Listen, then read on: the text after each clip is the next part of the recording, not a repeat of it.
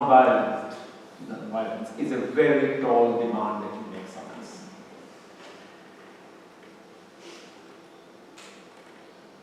Is there a way that children might become less fearful than we are at our ages, young or old as we are today? Is there a diagnosis and way to the future that Gandhi offers? Well, he did offer. He was a teacher most of his life. He taught his own children in those farms that he set up in South Africa. But later on also, wherever there were children, Gandhi was ready to teach them how to do good arithmetic, or learn alphabet, and so on. But his proposal for education came only towards the last period of his life, 1937. That's when Gandhi formally proposed what he called Nayi Talim, a new education.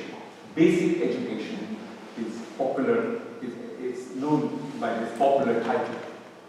It's associated with Gandhi and many Gandhians since then, although it's no more an important policy in any country, including India or in any state of India. But we have exponents and stories of those who practiced the Nayi Talim of Gandhi, from whom we can learn something. Whether it offers us a way to peace in this world, in a few generations, if not in one generation, brought up with this new doctrine of education that Gandhi had offered. The most interesting among these practitioners, who was also a kind of a theory builder as a teacher. Teachers mostly don't like to be told to build a theory. But Devi Prasad, who worked with both Gandhi and Tagore, offers us that kind of theorization in his book, Art, the Basis of Education. Devi Prasad worked in Shanti Niketan as well as in Sevagram and remained a peace warrior throughout his life. He lived in London for 12 years, during which he was the Secretary General of the War Resisters International. He was also a great potter, a great painter. He had come under the influence of Bernard Leach and the Cornwall School of functional heritage pottery. Devi Prasad writes in his book that there is something that we can imagine doing when children are very small. And we notice their craving for symmetry. This is the phrase Devi uses in one of his writings about this matter. They're craving for symmetry. What can provide some satisfaction to that craving, which is very different from their craving for milk or sugar or craving for comfort? His answer is art. Art provides a complete framework for little children's education. It's actually a doctrine that is totally against current educational theories, which are determined to teach skills which make you marketable and job ready when you have finished university. And therefore there is very little room for art or for funding art in primary schools or in secondary schools and so on. This may be the wrong moment to talk about this. And since we have liberated ourselves this afternoon from the idea of seeking relevance in either Gandhi or his ideas, we are free. We are free to imagine a future. And if that future is going to be any better than where we are today in the world, then Devi Prasad does offer us something. He did not believe in the distinction between crafts and arts. And that is why he is perhaps the most important interpreter of Gandhi's basic education idea. Because in Gandhi's own words, good education during the early years can only be craft-centric. Which craft shall we learn? It can be any craft. It can be weaving, it can be carpentry, it can be sculpture or whatever. It creates self-awareness because you learn from the wood that you are trying to cut. David Hosbrook thought that way and taught carpentry as his chosen means of teaching little children. Weaving, knitting, these are all crafts that absorb the mind fully. And you don't isolate yourself while you are knitting or while you are weaving the way you isolate yourself in your grand encounter with the world through your smartphone, where you are flipping one after the other side. No. The craft keeps you. It's uncanny that the moment one mentions the smartphone, it conveys to us its ubiquitous universal presence.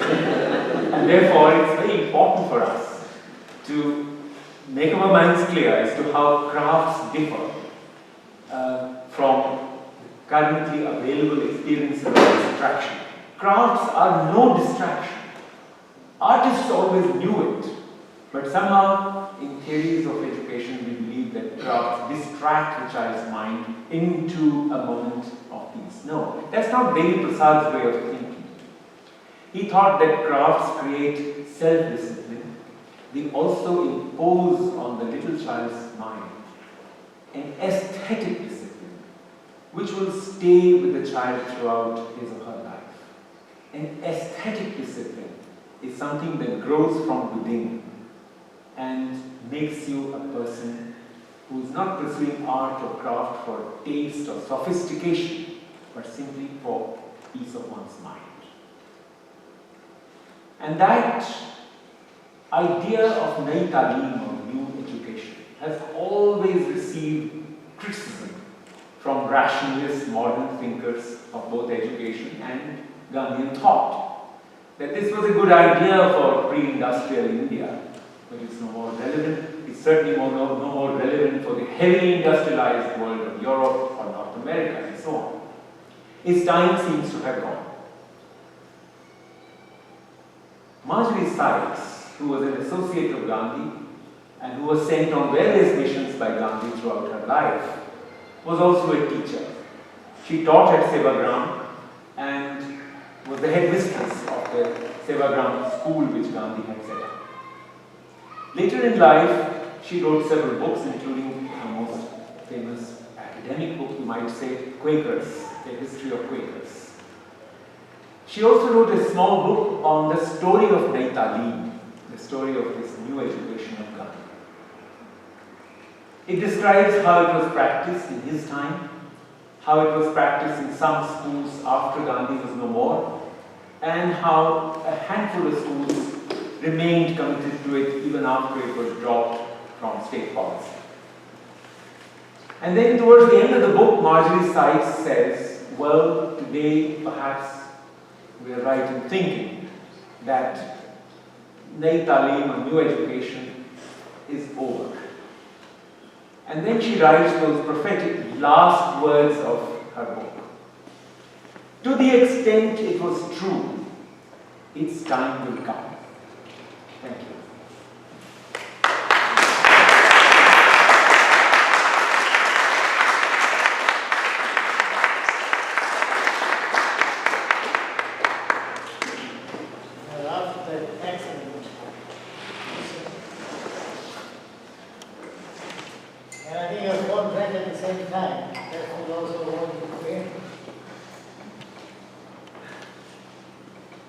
We have opened the questions, answers. The briefer you are, the larger the number of questions you can get in. So, while we take pictures, and as we will make a recording of the answer. So, who would like to start off with questions? Difference between fiction and truth? Go ahead. On the subject of education, with each era, each generation, they keep bringing new things,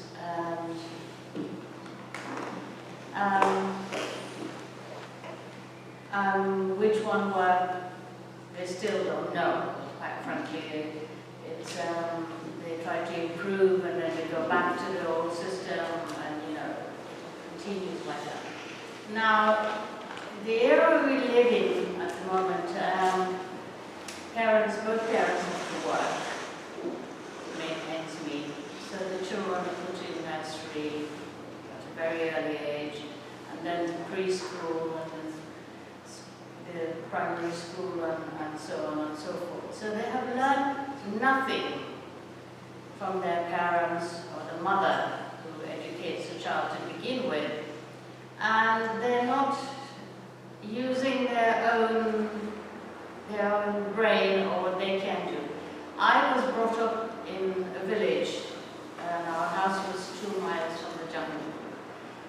We had no toys, we were very poor, so we had to use our imagination for everything we did, from playing drawing boxes on the ground, and hopscotch and all the games, and making our own toys. And sometimes with guidance from our parents or the elders, we were left to our own devices. And that's taken away from children totally now, completely.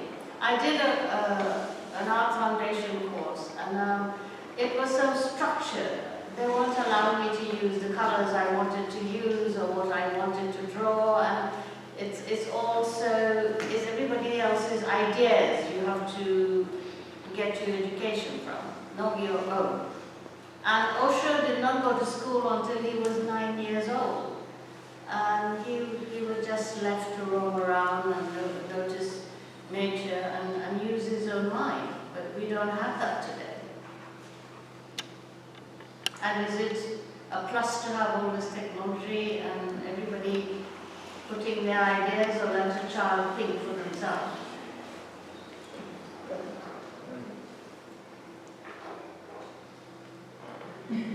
Well, I'm glad that there is no question. Let's have a couple of more questions. Idea is, what you're describing is of course true. Sure. Give you some time. Think and to eat. Okay. There are 2 more questions. Oh, okay. So you can have all 3. Sure. Go ahead. What we see in the world today is violence.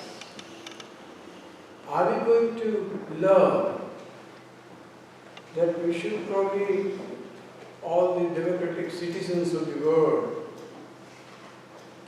are doing something and remove the politicians who are responsible, although we elect them, they do not look after people if we want to change. How Gandhi works today? Okay. Question behind you. Yeah, my question is really that as Gandhi was developing his own Nai Talim, how much was he informed by, or he informed some of the other thoughts or practices that came through, particularly J. Krishnamurti and also Montessori? And we do see Montessori and Krishnamurti schools present today, but how much did they inform each other and learn from each other, or what influence did they have on each other? How Gandhi works today is a tempting question, but a question that seriously distracts us. Gandhi is no mechanism. He can't be using the phrase that we these days use commonly, how to fix that problem, or how to fix this war, or achieve ceasefire somewhere. If Gandhi is offering us something, it is definitely a slow remedy. It's not a quick remedy. In fact, if it were a quick sort of remedy, then it won't be Gandhi. Because the man has a vision, a proposal which requires every individual to feel involved, responsible, and not simply as a member of the crowd, but in his or her own world. That's really the way in which his book, Gandhi's book, distinguishes between Swaraj and freedom. Freedom is from somebody, whereas Swaraj is the idea of ruling one's own self, so that no other ruler is required to rule me. And that doctrine is not something that we can use in answer to a question that, can you work today? Well, it's a long today be required in order to be able to put Gandhi to work. It requires an enormous effort, there is no question. Otherwise, we will be betraying both Gandhi and the idea of Gandhi.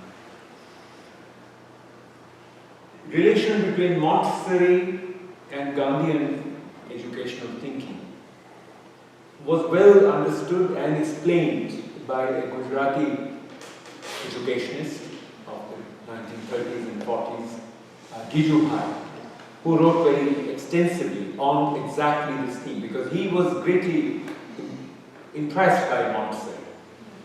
And he, at his school in Dakshinamurti in Gujarat, he practiced Montessorian ideas with Gandhi's emphasis on using local conditions and resources instead of an elaborate equipment, which is very expensive if you are a proper Montessorian. So, and the ideas of Krishnamurti, of course, also many of these ideas, you can say, gel with several experiences of Gandhi himself as a teacher, and also with ideas that we derive from him. But the idea of God is a very significant issue when we are working with Gandhi. And it's not something that can be taught as such. In Krishnamurti's context, as we know, this is also difficult to sustain. In fact, there's a long dialogue with Krishnamurti on record, where he speaks about the Buddha as a philosopher, as a guide, with whom he has many similarities, but from whom he differs. As far as other kinds of religions are concerned, Krishnamurti has very little to say about them, or little to offer us as to what they might mean for education. In that sense, he is definitely a different kind of modern thinker. Extremely inspiring, and in his schools you can see how much his own idea of peace works in classrooms, in gardens, in various other locations in his school. But the Gandhi idea of using the school as a community which practices on the basis of children's active experience of learning a craft and being close to nature. And some of these absolutely basic ideas that Devi Prasad works on go back to this question as to how should a human being achieve peace to begin with, not as an outcome of educational experience, but something that you start with. And Montessori perhaps is the best reminder in the whole of the modern library of educational thought, that babies are born in peace and require a peaceful atmosphere when they are born and as they grow older. She made the world aware of the secret of childhood, as her famous book is called. And that book also leaves you in no doubt that Montessori is talking about the child as a manifestation of something higher. We are not in a generation where we like to think that children are manifestations of God, something that Gijubhai could openly say in the 40s. This notion that there is something divine about the little child comes very close to Gandhi's ideas about the goal of mitigating and removing all fear so that truth can become the goal of life. Thank you. Another question there. Who was that? Me. Question there? Over here. As you mentioned a couple of times times that, or this question, is fiction incompatible with truth? And we've used the word truth a lot. How would Gandhi understand truth?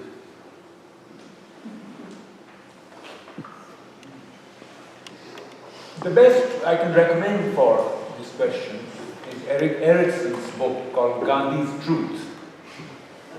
Probably a good start. As a teacher, I can't avoid suggesting books, which I have done all my life. It's always more convenient to suggest a good book so that the question is at least postponed. It takes time. Especially to read Erikson, it takes time. He starts off with interviewing people who became Gandhi's followers in the first week of their lives in Ahmedabad. And then he draws from their experiences with Gandhi to spin a very, very complex, large, psychoanalytic story of Gandhi. When you finish the book, you wonder, is the title appropriate? Gandhi's Truth. What was it? But then if you reflect on some of the interviews that he took with people who became Gandhi's lifelong disciples, after meeting him once or twice, you realize what he's talking about, both in Gandhi's case and in the case of people like Marjorie Sykes, who came from distant lands and just committed themselves to him. Mirabai and so on. There are so many examples like that. And the answer is that Gandhi's truth consists of finding what you have been equipped by the higher powers to do best. If you can find what you are here in this world to do best, then that's your truth. Follow it. We can call it identity, we can call it self-identity, or we can call it simply self. If you find yourself, if you have found yourself, then you have found your truth. And if you follow your truth without fear, or without sense of insecurity, how much will I earn if I become simply an embroiderer, then you deviate from that self, or you begin to get distracted. But Gandhi's truth, according to Erikson at least, is this idea that you are true to yourself. It's a kind of a long, elaborate way of saying that we are talking about the integrated person whose self guides all the various actions in which he or she participates. And that's how Erikson interprets Gandhi himself. That when he found what he was born for, nothing could stop him anymore. That moment occurred perhaps in South Africa. Perhaps seeds of that moment had already been sown during his life in London for 3 years, where he practiced law before being called to South Africa by somebody else. There are several moments in Gandhi's life where you feel that there was something happening that he took to heart, but the ultimate moment is believed to have occurred in South Africa, in that train journey, when he suffered that very dramatic experience of racist discrimination. And the anger born out of that was transformed into energy that sustained him throughout his life, to his end. That is Erikson's way of thinking about the truth. Thank you. Thank you. Go on. Thank you, Professor. Really enlightening talk.